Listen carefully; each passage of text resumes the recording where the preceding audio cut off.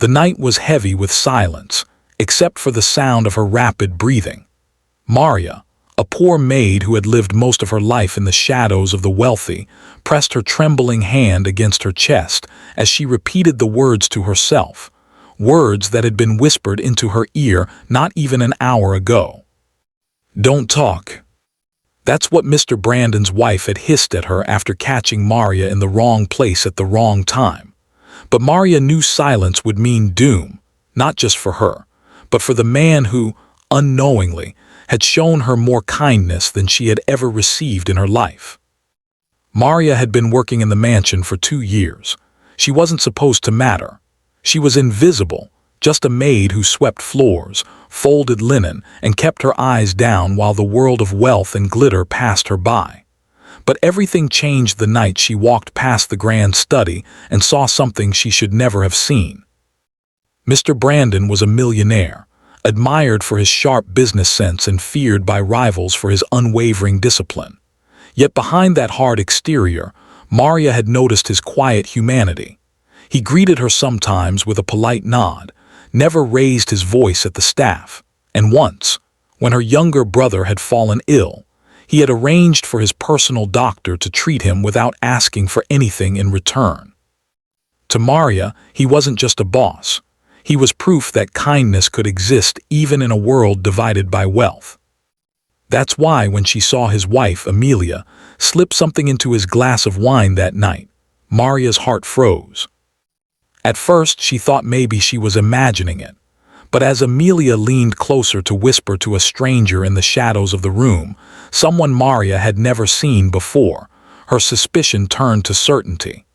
The stranger nodded, passed Amelia a small envelope, and disappeared through the back door. Maria couldn't move. Her broom slipped from her hands, hitting the floor with a thud. That's when Amelia spun around, her eyes narrowing as they locked on Maria. "What did you see?" she asked coldly. "And nothing, ma'am," Maria stammered, bending to pick up the broom. Amelia's heels clicked sharply on the marble floor as she approached. She leaned in so close Maria could smell her perfume, sickly sweet, suffocating. "Don't talk," Amelia whispered, her voice low and threatening. "If you value your miserable little life, you will forget what you saw." Maria nodded quickly, but her heart pounded with dread. She couldn't stay silent. If she did, Mr. Brandon's life was at risk. But what could a maid like her do? Who would believe her word over Amelia, the refined and powerful wife of a millionaire? That night, Maria didn't sleep. Every creak in the mansion made her flinch. She kept imagining Mr. Brandon drinking the wine, collapsing to the ground while his wife stood over him with a victorious smile. She thought of her little brother, her only family left in the world, and how they would survive if she lost her job. Fear battled with conscience in her heart until dawn. The next morning, Maria gathered courage. She had to warn him. She carried his breakfast tray into the study where he usually began his day with paperwork. Brandon looked tired, his tie slightly loosened as he rubbed his temple. "Thank you, Maria," he said absent-mindedly, reaching for the glass of orange juice. Her hand shot out to stop him. "Sir, don't drink that." He raised an eyebrow, studying her with mild surprise. "Why not?" Maria's throat went dry. The words Amelia had hissed, "Don't talk," echoed in her head, but the thought of Brandon's life pushed her past her fear. I saw your wife last night. She put something in your drink. I think it's poison, sir." For a long moment, silence filled the room. Brandon stared at her, his eyes sharp, unreadable. Then he set the glass down carefully and leaned back in his chair. "Do you realize what you're saying?" he asked, his voice calm but heavy with suspicion. Maria's heart raced. "I know it sounds impossible, sir, but I swear I saw it. Please don't drink anything she gives you." Brandon didn't dismiss her. Instead, he picked up the phone on his desk. "Dr. Harris, come immediately," he ordered, asking his trusted doctor to test the drink. An hour later, the results confirmed Maria's worst fear. The juice had been laced with a slow-acting poison. Brandon's face hardened. He didn't shout, didn't panic, but Maria could see the storm behind his calm exterior.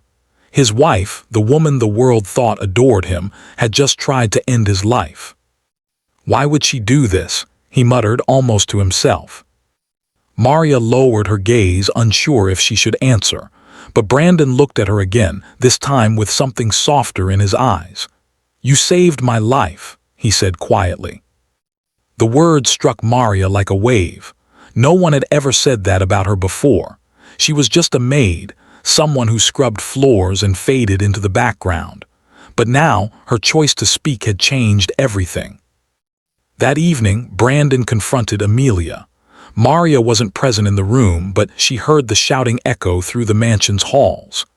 Accusations, denials, the breaking of glass. It all ended with Amelia storming out, her heels clicking like gunshots against the marble. She didn't return. Over the next days, Brandon's world shifted. Lawyers got involved. The media picked up whispers of a scandal. Betrayal had left him raw, and for the first time, Maria saw the weight he carried not as a powerful millionaire but as a man, wounded, lonely, and struggling to trust. He began noticing her more. When she served him tea, he asked about her day. When her brother came to the mansion to visit her, Brandon surprised them both by offering to sponsor the boys' education. "Why are you helping us?" Maria asked one evening, unable to hold back her curiosity. "Because you helped me when you had nothing to gain," Brandon replied. "You risked your life, your job, everything. That kind of loyalty is rare." Weeks passed. Slowly, Brandon began to heal. He poured his energy into his work, but at night, Maria sometimes found him sitting alone in the study, staring into the fireplace. The mansion no longer echoed with Amelia's laughter, and though Maria never asked, she knew he carried scars deeper than anyone could see. One night, as Maria cleared away the dishes, Brandon spoke softly. "You remind me of something I forgot long ago, that people can be good without wanting anything in return." Her eyes widened. She had never imagined her simple act could mean so much. As months turned into a year, Maria's role in the mansion changed. She was no longer just the maid. Brandon trusted her with responsibilities, decisions, and eventually, something deeper, his heart. It wasn't sudden, nor was it born out of desperation. It was quiet, steady, like the growth of a tree. He respected her strength, her honesty, her unshakable spirit. And though Maria never dreamed of belonging to a world so far from her own, she realized that love didn't ask for permission. It simply grew where it was nurtured. Their bond was tested when Amelia returned, furious and desperate, threatening to expose secrets to the press if Brandon didn't take her back. Brandon stood firm, his voice unyielding as he said, "The woman who truly saved me isn't you, Amelia. It's Maria." That was the day Maria realized she wasn't invisible anymore. Years later, when people spoke of Brandon's empire, they didn't just remember his wealth. They remembered the story of how a poor maid saved his life, not with riches or power, but with courage. And Maria, who once swept floors in silence, became a symbol of how the smallest voice can carry the greatest strength. Because she dared to speak when told, "Don't talk," she changed not only her life but his forever. And together, they proved that love built on truth and loyalty could outshine even the darkest betrayal.